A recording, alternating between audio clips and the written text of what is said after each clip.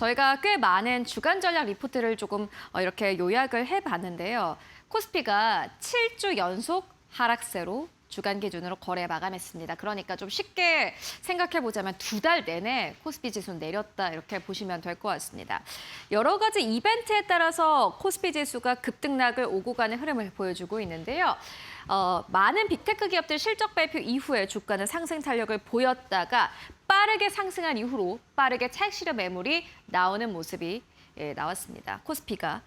일단은 코스닥이 상대적으로 강세 탄력을 보이면서 코스피가 함께 또 내려가는 흐름을 보였고요. 그리고 이 지정학적 리스크가 완화되면서 코스피가 올랐다가 또다시 내려가는 흐름을 보였습니다. 말 그대로 롤러코스터 장세입니다. 롤러코스터로 인해서 이게 계속해서 올라가면 좋을 텐데 주가가 연이어서 2달 내내 하락하는 흐름을 보였습니다. 그렇다면 시장이 왜 이렇게 하락을 하는 걸까요? 일단 시장이 너무 예민하다 이렇게 보시면 될 것 같습니다. 유한타증권에서 이렇게 이야기를 합니다. 호재 90%에 악재 10%면은 10%를 선반영하는 시장이 지금은 시장이다라고 본다라고 이야기를 하고 있습니다. 대표적인 사례가 샌디스크가 아닐까 하는 생각이 드는데요. 샌디스크는 지난주 실적을 발표를 했습니다. 실적 자체는 굉장히 좋았습니다. EPS와 매출 모두 다 시장의 예상치를 상회했습니다. 데이터 센터의 SSD 수요와 장기 계약도 견조한 것으로 나타났습니다. 그런데 주가는 급락 흐름을 보였습니다. 가이던스가 약간 미스가 났기 때문인데요. 시장의 예상보다 약간 미스하는 가이던스를 발표를 했습니다. 그래서 유한타증권에서 이렇게 이야기를 합니다. 샌디스크가 상승을 했으려면은 예상치를 크게 웃도는 실적이 나왔어야 됐고 그리고 예상치를 아주 크게 웃도는 가이던스까지 나오면서 공격적인 주주 환원 정책이 나와야지 말 그대로 100%의 실적이 나와야지 이게 주가가 상승이 가능한데 그게 아니라 10%라는 가이던스 미스 때문에 주가가 급락했다. 그리고 한국 증시도 비슷한 흐름을 가지고 가고 있다라고 설명을 합니다. 다음 페이지를 통해서 조금 더 자세하게 만나보도록 하겠습니다. 그래서 아마 많은 분들이 궁금해하실 것 같습니다. 그래서 7주 동안 연속으로 하락한 코스피가 앞으로도 하락을 하는 것이냐 아니면은 이게 하락이 어느 정도 끝났다고 보는 것이냐라고 질문을 던지신다면 많은 증권사들이 대부분의 증권사들이 이제 코스피의 급락은 대부분 지나갔다라고 본다라고 이야기를 합니다. 하나증권에서도 역시나 마찬가지로 비슷하게 이야기를 하는데요. 코스피 급락 후면은 상당 부분 지나갔다라고 설명을 합니다. 물론 근거가 있습니다. 변동성 지수가 많이 약해졌기 때문입니다. V코스피인데요. V코스피가 현재 76포인트까지 내려왔고 코스피도 5,594선에서 저점을 형성했다라고 이야기를 합니다. 코스피 지수도 역시나 마찬가지로 V코스피 말 그대로 변동성 지수가 급격하게 치솟다가 다시 한번 최근 들어서 약간 안정세를 보여주고 있는 상황입니다. 그렇기 때문에 지금 시장은 어느 정도 저점이 형성됐다라고 이야기를 하고 있고요. 그래서 또 아마 궁금하실 것 같습니다. 저점이 형성됐으면 이제 강력한 반등이 나오는 거냐, 우리의 지난 1월부터 3월까지 흐름을 좀 기대를 해봐도 되는 거냐 이렇게 생각하실 수도 있을 것 같은데 그건 아니라고 이야기를 합니다. 저점이 나왔으니 예전처럼 V자로 반등하는 것은 아니다라고 이야기를 하는데요. 이유를 조금 더 전개해서 좀 만나보도록 하겠습니다. 지금 사실은 금리 때문에 많은 분들이 걱정을 하고 있습니다. 그래서 이야기를 합니다. 지금 금리보다 중요한 건 이익이다라고 이야기를 하는데요. 이전과는 다르게 중앙은행들이 공격적으로 금리를 내릴 명분이 약하기 때문입니다. 지난 급락 때 같은 경우에는요. 급락 이후에 많은 국가들의 중앙은행들이 아주 빠르게 금리를 인하한 바 있습니다.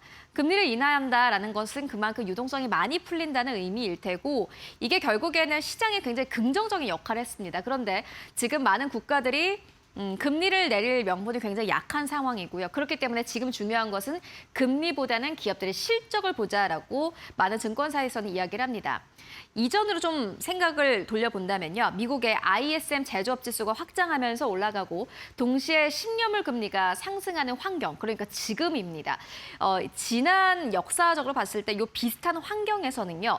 S&P 500과 코스피 시장 모두에서 매출, EPS, ROE 그리고 FC DCF, 그러니까 잉여 현금 흐름까지 좋아지는 업종의 주가를 좀 주목해보자라는 하나증권의 리포트가 나왔고요. 금리가 내려서 모든 주식의 밸류에이션이 같이 올라가는 장이 아니라 금리가 높은 상태가 계속 지속되는 와중에 괜찮은 실적을 내는 기업들의 밸류에이션만 올라가는 그러한 시장이 앞으로 전개될 것이다라고 많은 증권사에서는 이야기를 합니다. 그래서 세 가지로 좀 압축해서 보실 필요가 있을 것 같습니다. 먼저 첫 번째로는 삼성전자, SK하이닉스입니다. 이제는 단순 실적보다는 주주 환원 정책을 봐야 된다라고 이야기를 하고 있고요. 다만 이에 대해서 약간 반대 의견도 있습니다.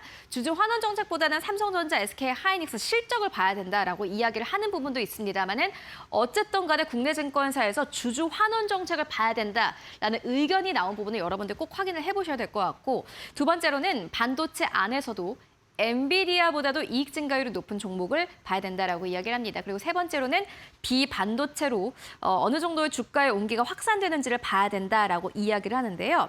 그렇다면은 이 두 가지 함께 만나보도록 하겠습니다. 먼저 반도체 안에서 엔비디아보다도 이익 증가율이 높은 기업들 어떤 것들이 있을까요? 과연 있을까 하고 생각하시는 분들 있을 것 같은데 있습니다. 저희가 증권사 리포트에서 좀 가지고 온 부분인데요.